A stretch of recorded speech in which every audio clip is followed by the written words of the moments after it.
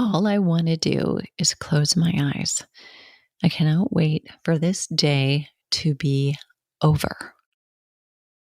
In 2014, I moved from Iowa to Colorado and ultimately to a home positioned over 8,000 feet.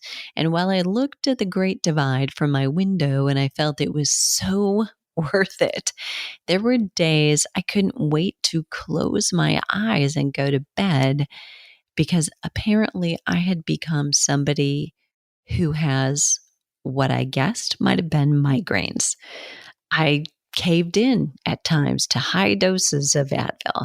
I tried CBD rubs, ice packs, heat, my massage gun. And when I didn't feel like my brain was running into my forehead in downward dog, I'd try yoga and maybe I'd try swimming or ease that tension built up in my neck and shoulders some other way. Sometimes I'd go have a massage. But often the headaches would stay with me for a few days anyway. I attributed them to living at high altitude. And I know better than to be dehydrated. And so that really wasn't it. Barometric pressure changes, I wondered, maybe, but I never did find the root cause or tie it to hormonal change. If you know this kind of frustration or you know somebody who does, my guest today, Dr. Meg Mill, has some insight.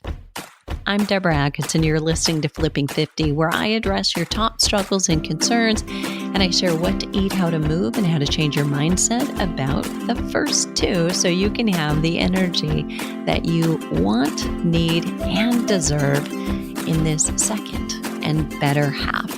And today, we're not actually talking about exercise techniques. We're talking about headaches and migraines. But I would like to introduce you to exercise if you're not already moving.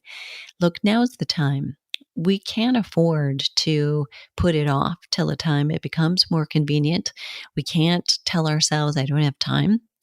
So I'm going to put the link to the 5-day flip in the show notes. It's very simply the number 5-day flip with no spaces between it, flipping50.com/5-day flip. And I hope if you're not doing something right now, you need to start, you need a restart, you'll go and get moving. Your muscle, your bone, your brain all need it. And there are people around you who need you. My guest today is Dr. Meg Mill. She's a functional medicine practitioner, bestselling author, podcast host, and speaker. In her virtual functional medicine practice, she works with patients worldwide to heal the root cause of their health struggles through advanced diagnostic testing and personalized support. She's been seen on Fox News Channel ABC, NBC, CBS, CNN, and in Reader's Digest Health Magazine, and has appeared on many podcasts. She's particularly passionate about helping people end headaches and migraines, increase energy, and restore mental clarity without drugs or overwhelming protocols with her proven EAT method. Can't wait to dive into this one. Dr. Meg Mill, thanks so much for being here. Thank you so much for having me. All right. So as listeners heard, it's all about me day because I shared enough about my headaches and migraine background. And I know for many of our listeners, they too have suffered. So I think this probably got everybody's attention. But what I would love to know before we start unpacking solutions and reasons why we're suffering from those is, why are you particularly passionate about working with people suffering from headaches? Well, that is a great question because, and it just kind of showed up for me. So I have a background in conventional medicine, and I had some personal health issues that actually led me to the functional medicine space. So I really made a change in my career and started seeing people as a functional medicine practitioner. And when I see people, I have a really detailed intake questionnaire and symptom questionnaire that I have people fill out even before we meet the first time. And what I started to notice some trends. There was either women particularly were coming to me suffering from chronic headaches and migraines, and that was the reason they were showing up.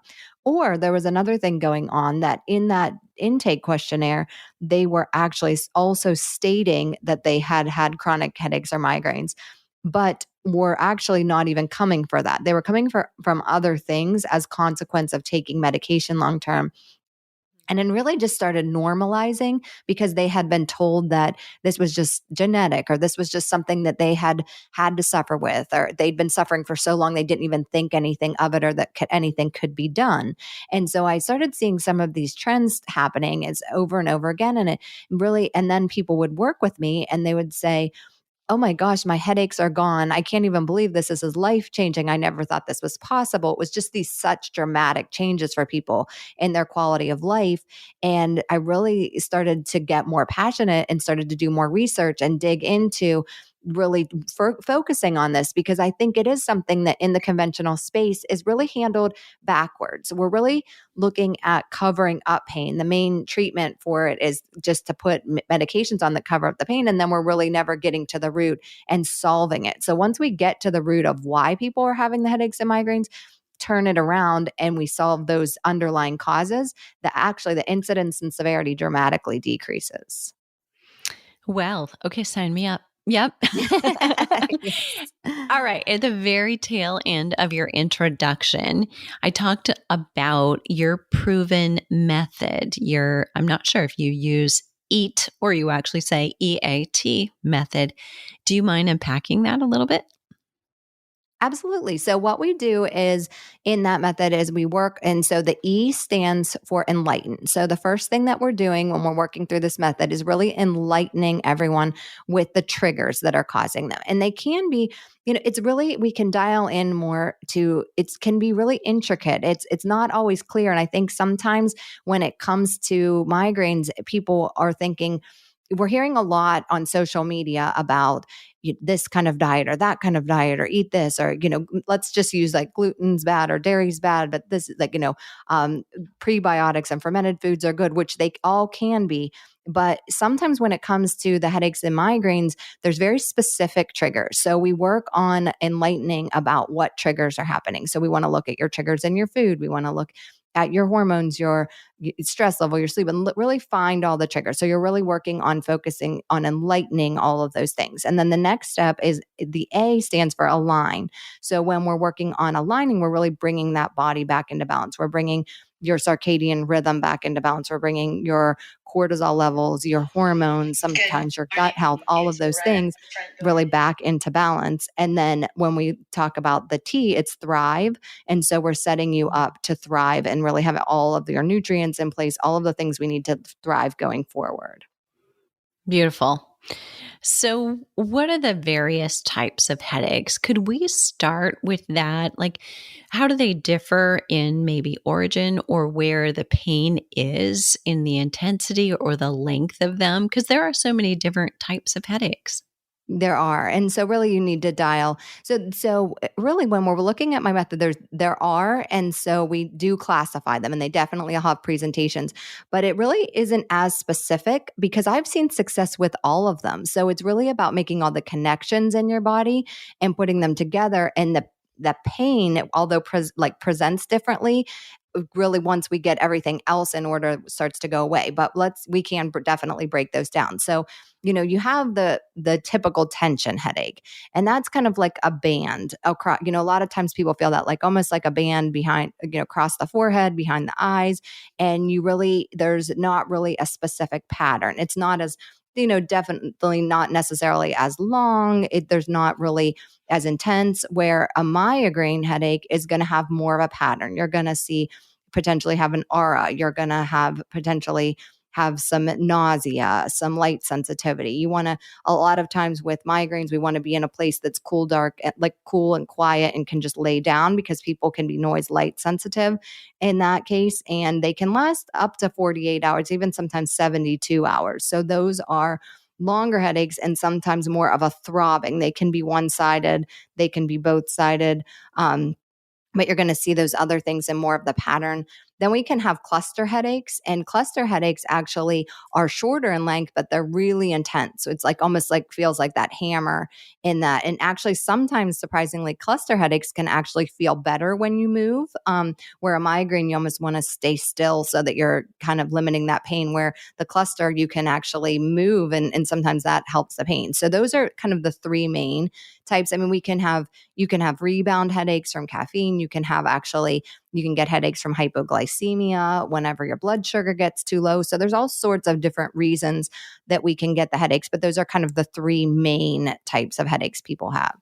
Super helpful. Thank you so much. Okay. So, i- how would you, as a functional medicine practitioner, treat somebody differently than if they were to go to their conventional practitioner, their GP? Yes. So I use a little bit of an analogy for this one because I think it's just a good way to see the picture. So if you took your car to a mechanic and you said that it was making noise, and the mechanic took the keys from you and they walked away and they came back and they gave you a pair of earmuffs and your keys back and said, "Here you go," and drive away, would you feel comfortable? Probably Uh, not. We'd all say, like, "Oh, you didn't actually fix my car." And so I think in a lot of times, really in conventional medicine, that's the approach. We're doing this approach of treating the symptoms, we're treating the pain, but we're not really looking all the time for the underlying cause. And people are just being told, like, okay, take this to cover up the pain. And often some of these medications not only just cover up the pain and don't fix the problem, but they're actually giving you more side effects. So, you could be taking, let's just use Advil because that's over the counter, you can grab it easily, and then you potentially could be even potentiating your headaches, because we know that even underlying gut issues, that the Advil can be, like, disrupting the gut lining and things like that, can cause inflammation and can cause more headaches. So you can actually be taking medications that could actually exacerbate your issue and really not get to the root. So in functional medicine, what I'm doing is I'm looking for the root, and, like I said, putting all the connections together. And it's usually not just they're different for everyone, and it's usually not just one. So what we need to do is look deep into you individually and see, where your triggers are, where the connections are, and really look at finding that root and bringing everything back to balance. I almost say like it's unraveling a web, really. And we take one layer at a time and unravel it. And once we start to do that, then the headaches start to really decrease dramatically. so good. Yeah. Okay. So, here's what we all want, which is immediate gratification. I mean, and especially if you are dealing with headaches. I mean, right now it's just, I've been guilty of this. Like, I know you mentioned earlier, alluded to the fact people come to you because of the repercussions of taking something for the headache. And that's become the trouble point. But we want support right away. What are some things, let's say a listener right now is dealing with a headache and is thinking, this is perfect timing. So, what is it that somebody could do right now to help them get relief quickly? Yeah, so sometimes people can find a lot of success with essential oils. So, oils like Mm. peppermint or lavender, even putting that on your temples. You could take like an anti inflammatory, something like a curcumin, even some ginger, leafy prana has a supplement. So you can try, something like that. I would say really try to, well, so I guess I would say, first of all, drink a glass of water, because dehydration is another independent risk factor for headaches. So I would say if you feel a headache coming on, don't wait. You want to drink a glass of water and, get to somewhere, if you can, if you're in the middle of your workday, this is harder, but if you can get to somewhere where you can just like rest a little bit, close your eyes, and then try something like maybe a cool cloth on your forehead. Try to put some peppermint or lavender essential oils on. Even some of the essential oil companies will make a combination blend specifically for headaches. So you could try something like that. And then maybe try something like a curcumin that has the anti-inflammatory effects right now. So the other thing that I would like you to start doing, that I do with a lot of people I work with, is actually starting to keep a calendar. So I use a calendar approach to sort of start to find some of these triggers. And I think it's something that you can easily do right now. So what you do is, if you have a headache or migraine, I want you to write down what you ate the day, like for the 48 hours before, because we know that you can have these food sensitivity reactions up to 48 hours after. So you want to look at what you ate in the last 48 hours. You want to look at what time of your cycle you're in. You want to look at if you have, different types of stress, if you didn't have a good night's sleep last night, all of the things that are going on in your life. And once you start to track some of those things, then you may start to see connections. It just shows up so interesting. I mean, I'm seeing things like lemons that you're not thinking salicylates, but that can be a trigger. You can have olives, you can even have nuts, you can have different things that people are eating every day that they're just not even associating could be contributing to their headaches show up. And then you can start to see this pattern and start to think, okay, you know what, now that I'm seeing the pattern, can I make some changes? That is so good. So good. I'm a huge fan of connecting the dots with journaling for so many things, but I hadn't thought of that. That is awesome. Thank you. How does stress, so you alluded to that as kind of one of the things is in the journal, but how does stress play a role in chronic headaches? So we're not just talking like the one off, got a big stressor, this is giving me a headache. But I mean, in chronic headaches, how does stress play the role? Yeah, so I actually call this the chain of pain, because you can really, with headaches, you can really get stuck in this chain of pain. So we know that, so it's when we think of stress, we think of our to-do list, we think of being busy, which we all have a lot of in our life anyway. But stress can also come from pain, because so pain can actually be stressful and be a stressor on the body. And so when we have this level of pain, we can get high cortisol levels. So our cortisol levels go up when we're in the sympathetic nervous system. So we have the parasympathetic nervous system and the sympathetic nervous system. The parasympathetic is where we rest and digest, and the sympathetic nervous system is our fight and flight. And a lot of us are, we're intended to really hang out more in this parasympathetic nervous system, but many of us spend a lot of time in that fight or flight just because of the fast pace of our lifestyle, of things going on. So when we want to bring ourselves back into this parasympathetic nervous system. But pain, as a stressor on our body, can also be something that's stimulating you to be in the sympathetic nervous system. And once that happens, we can get these high levels of cortisol, which is a stress hormone. So then what can happen beyond that is, once we have these high levels of cortisol, we can also release another hormone called prolactin. And prolactin can actually increase pain sensitivity. So that can increase the severity of the headache. So, which can actually then, as we were saying, as pain, that can actually increase the cortisol. So you sort of get stuck in this chain of pain where the pain's causing the stress, which is causing the pain, which is causing the stress. So we really need to be mindful and do things that are bringing our overall stress down. So, when I talk a lot about stress.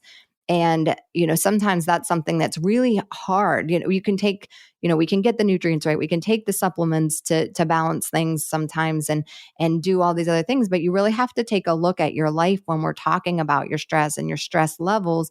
And I think it's really different for everyone. So, some of the things we know are meditation, mindfulness, deep breathing. There's all sorts of different mechanisms to really help us bring ourselves back into this parasympathetic nervous system. And it's really about finding which one resonates with you and which one you can actually get in your life. Because I could say, I think you should meditate 20 minutes a day, but people sometimes struggle with that. And that might not be the way that you resonate with. So it's really about looking at your life. Is it something like meditation? I think deep breathing is great, because that can actually really bring us back. And that can be, you don't have to commit to that. So it's a lot of time to practice deep breathing. So it's a good place to start. But also just even thinking, like, is dancing, is journaling, is something, what brings you into that calm parasympathetic nervous system? So good. Okay.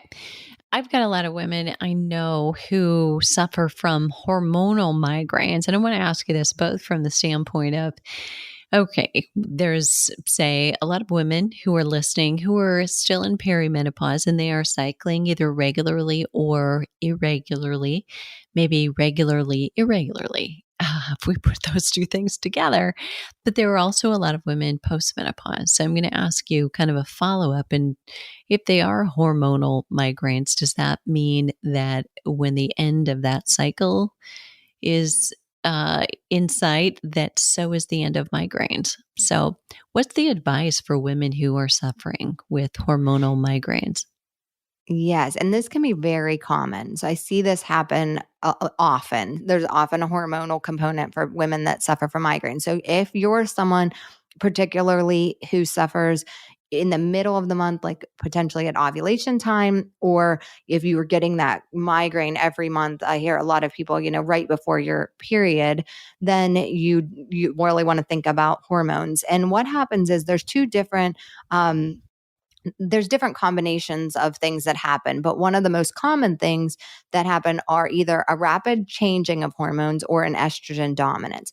In estrogen dominance during perimenopause, it becomes peaked because our progesterone drops before estrogen. So your progesterone can drop, 10 years before the estrogen levels start to drop. And in your estrogen still, your body's still trying to make the estrogen. So it can like peak and trough before you even really start to go down in when you're hit menopause. So we really, if you're someone who has this propensity to have hormonal migraines, then during perimenopause they can potentially get worse as that progesterone's dropping and you have more estrogen dominance.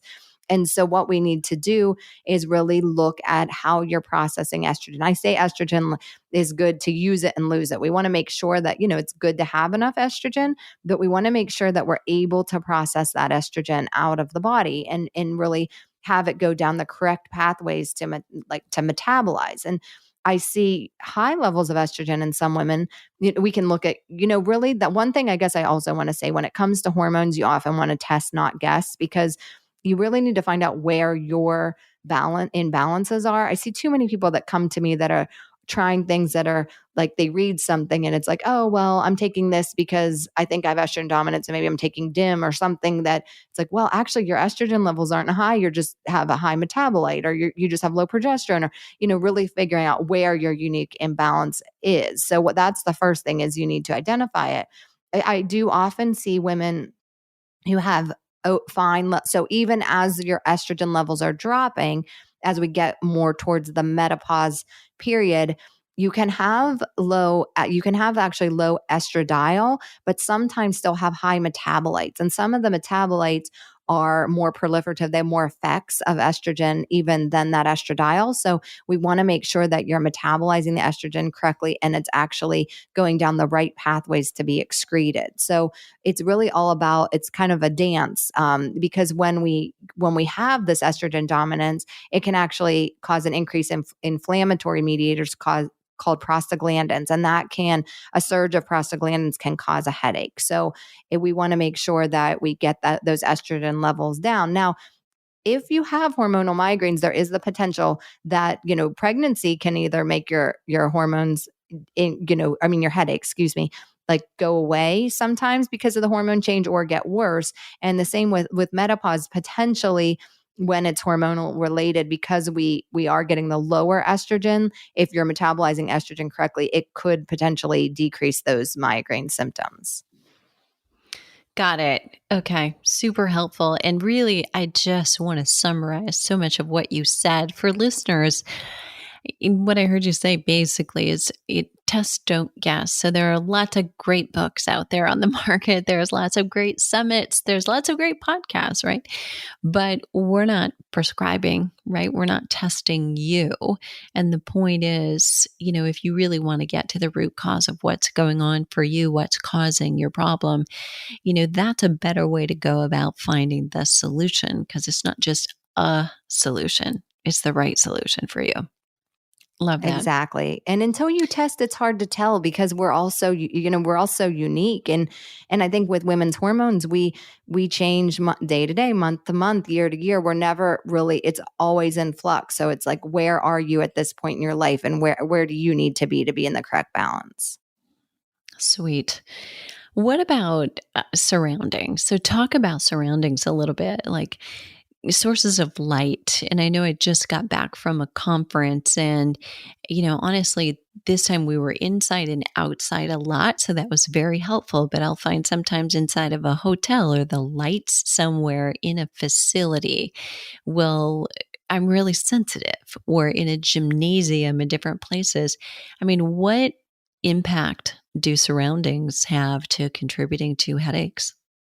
Yes, and that's another thing we wanna look at. We wanna look at your because they do. There can be triggers, you can say, like you're saying, the lights, you can even say pressure. A lot of people, when they fly or have change in pressure in weather, can be another trigger. We also wanna look even at your surroundings and the allergens around you because, something we haven't gotten into yet is histamines, but histamines can potentially also contribute to headaches and migraines. And when we're surrounded by things that are allergens, we can see heavy metals, we can see mold, we can see all sorts of things. And it's really about how deep we need to go to look into all of the different surroundings. The one thing actually that I think can make a big difference, even in your surroundings, is actually putting an air filter in your bedroom because there's a lot of things in your air too that we're not even thinking about that are, I remember whenever I got an air filter for my bedroom, my husband was saying that, oh, we have a furnace that has a filter. And I'm like, I just want to get this. I'll feel better in having it. And the first time I changed that filter, I'm like, here, look at this. And it, he was shocked at how much actually still was in the air. And so when we're surrounded by all of these things, we call it our exposome. So your exposome is all the things that you're surrounded by, whether that's in the environment versus what your body can process. And everyone's different. So all of the things that you're exposed to, you may be exposed to the same environment that I'm exposed to, and I may be getting migraines and you may not. And I think that's the other thing. I mean, even we see this with mold. You can have a family that lives Mhm. in the same house, and one person's affected by the mold. Not everybody, because we all have different genetics. So we all process things differently. That's so interesting. And while you were talking about that, that's exactly where my mind went, because I've been exposed to mold, and people always come back and ask me, it's like, are you okay now? And it's like, I am. I never really had really severe symptoms. I just had like sinus issues, and I kept getting sick, and that was just so not like me, and that was my only symptom. And then when I got out, I haven't had anything since. But that's so interesting that you mentioned that. Okay. I'm going to ask you the hardest question of the day. I I feel like we've tapped into so much. You've unpacked so much for us. But is there a question, knowing that our audience is women between the ages of 45 and 70, and if you're an outlier, don't go away. I'm not ignoring you, but that's probably our biggest pool. What question haven't I asked you that I should? Well, I think that it was something that people can do right now just to give them some tip to take away. So I think things that also affect two free things you can do right now that affect everyone can do really easily are just increase your hydration and get a good night's sleep, because those are actually independent risk factors for headaches that we just sort of take for granted. And so you want to make sure particularly that when you're staying hydrated, you are getting hydrated at a cellular level. And sometimes I think when we're drinking, we're not necessarily maybe paying attention to how much water we get, but we're also maybe drinking it when we're thirsty and chugging it. So when you do that, then you're chugging the bottle of water and it might be being excreted. And when it comes to headaches, we really want to make sure that we're hydrated at that cellular level. So making sure that you're sipping water throughout the day, potentially one of your glasses adding some electrolytes, because that can help get the water into the cells. So just really looking at your intake of water. We want to look at gauging that to getting about half your body weight in ounces of water a day. So that would be like one place that you can definitely start. And then the other thing is really just taking a look at your sleep and really, are you getting a good night's sleep? I think sometimes putting the mirror up there can be enlightening because we think like, oh, we're sleeping, or that, maybe you're in bed for a certain amount of time, but are you really creating this optimal environment when we sleep? So when we sleep, we want our melatonin to rise and our cortisol, that stress hormone, to be rock bottom. And we need that circadian rhythm to be, going every day, where the cortisol's rock bottom, the melatonin's up at night. So it's nourishing and doing the things that we need to do while we sleep. So really looking, are you keeping your room cool, dark, and quiet? Are you limiting blue light? Do you have a calming bedtime ritual? How are the people that you sleep with? Are they, do you sleep with someone who snores or something that's keeping you up? So really taking a look at some of those, because statistically we do know that that's another risk factor, and that's something that we can control easily. Beautiful. Such great tips. And I can't thank you enough for being here. For listeners who want to get just a little bit more support from Dr. Meg, where's the best place to connect with you? Yeah, sure. So my website is just megmill.com. So it's www.megmill.com. If you'd like a free guide, I have an 8-step guide for places that you can get started today. And that's just helpmyheadaches.com. So if you think, okay, this is me, I've suffered with headaches and migraines, I want some more tips, helpmyheadaches.com will give you a great guide to get started. And I actually started my own podcast recently called A Little Bit Healthier. And in that, I just give you tips you can do every day in your life to just stay a little bit healthier. So you can check that out too. I'm also over on Instagram at Dr. Meg Mill. So I would love to connect with everyone, and, feel free. I do answer questions. So people say, you actually like voice messaged me in the DMs, and like, I want to help you. So I will Exactly. connect. Fantastic. I love it. And very helpful and very immediate gratification. So we always love that. Thank you so much for being here. Listeners, it's now up to you. If you have a question that you wish I would have asked Dr. Meg, you can leave that or another comment below the show notes at flipping50.com/headaches and migraines. And what are you waiting for? Let's start flipping 50 today.